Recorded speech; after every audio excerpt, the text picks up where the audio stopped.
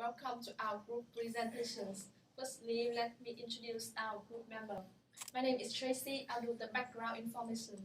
How we do the concepts and mathematical reference. Caring will do the solution of materials. Daniel will do the real-life implication and conclusion. Moving to the background information, all the business and participants of the market want to enhance the benefits by maximizing the profits and minimize the cost. That means getting the high revenues and low costs. Also, they want to maximize the utilization of resources to increase the value of production. Cost analysis is integral in making managerial decisions.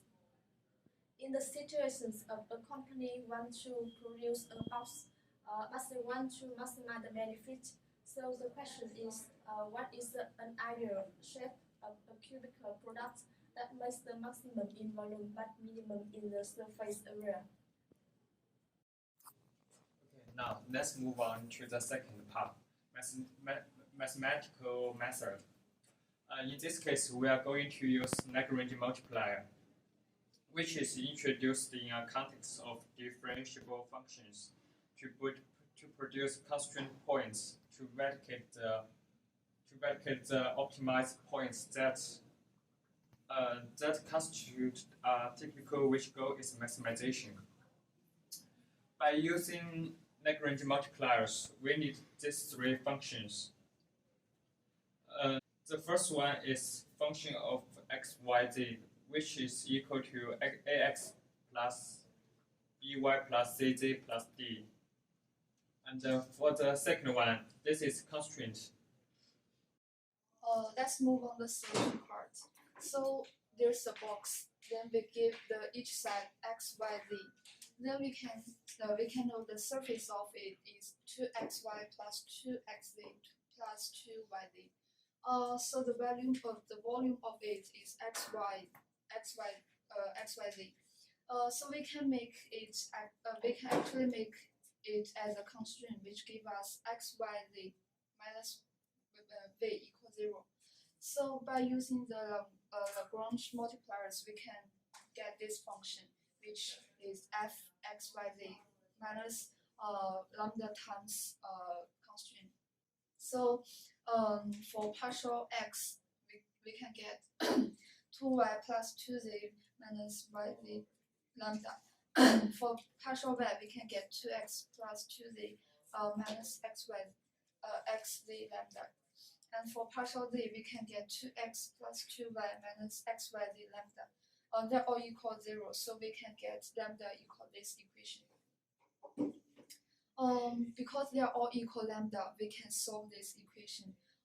We can get y equal x, z equal y. So therefore, we can get x equal y equal z.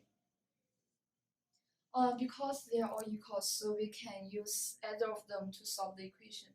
For example, for partial x, we can get 2y plus 2y minus lambda times y squared equals 0. We can finally get y equal 4 over lambda. Therefore, we can get x equal y equal 0 equal 4 over lambda. So we can know that the best shape of a box that a company produce could be a cube, which give us the minimum surface area and maximum the volume. So as we could see from the mathematical solutions, we are able to get the optimized value for the cubical product that we are going to produce. That the cube is actually a box that we can have the minimum surface area and the maximum volume, which means we are going to use the minimum amount of resources available to produce the same amount of volume, which can lead to a maximum utilization of resources to the business. The optimal utilization of resources refers to the enhanced value and more profit for the organization, which leads to efficiency consideration and cost analysis.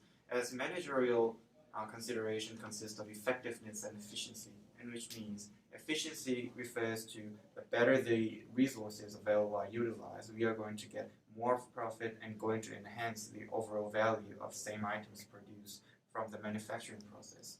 The maximum benefit in production refers to higher revenue and lower cost. The prime cost, which refers to direct material and direct labor, are the primary consideration during the manufacturing process. And by direct material, we are talking about materials that are easily traceable and directly involved during the task of manufacturing process. Because the labor accompanies more sophisticated issues such as wages or any legal issues. So we are going to assume that the material is the only cost that we are going to consider during the manufacturing process. So as we could see, we were able to find out which one is the optimal product that we are going to produce when you are making a box with a limited amount of resources. So minimizing the materials used, it is expected that we are going to have more benefits from the same items produced in making boxes for a manufacturing plant, which can lead use of mathematical knowledge and skills. In this case, a Lagrange multiplier can lead to a real-life enhanced benefits and values that can create more, that can expect it to bring us more benefits.